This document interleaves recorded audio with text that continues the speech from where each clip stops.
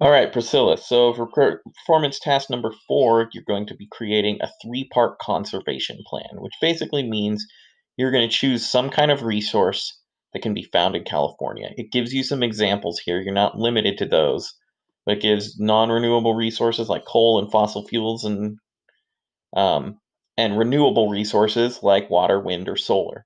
Um, Now, you can really choose anything that you want. Those give you just some ideas to work with. But you're going to choose one and you're going to write a three-part conservation plan. The first is, right, you're going to explain what your natural resource is, why it's important to the community, what are the impacts, so social, cultural, and environmental impacts of your natural resource. And you're going to include some kind of picture or diagram. So this could be like a chart, um, or a graph kind of, right? I would tie it in with these social, cultural, or environmental impacts. Part two, now this one, I'd say the written part of this one could be fairly short. You could write like a good solid paragraph that would kind of go into some of this, include a chart or diagram. Part two is going to be a little more in depth because you're going to provide background on your natural resource. So, how is it used in California? Is it abundant? Are we running out of it? Is it used in other parts of the United States? And identify the short term and long term consequences of overusing this natural resource and the impacts it has on the local environment.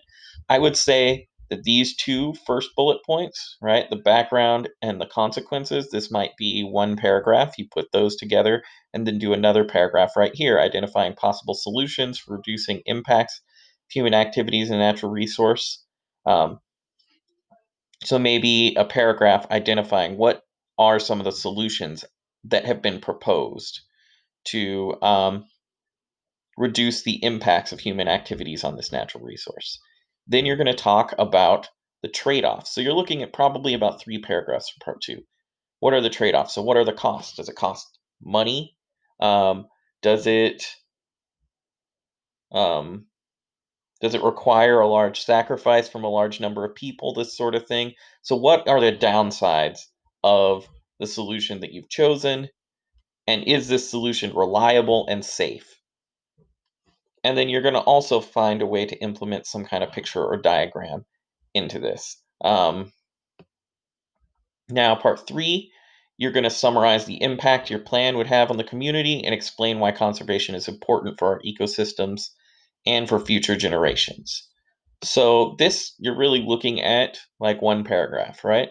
So, overall, 5 paragraphs written, but we want to see 2 pictures or diagrams illustrating what you're talking about. Um, so yeah, one paragraph, kind of an introduction to your topic, why it's important to the community, including a picture or diagram. 3 paragraphs here for part two, and then one paragraph for your part three, which is kind of your conclusion. Uh, Let me know if you have any further questions on this one.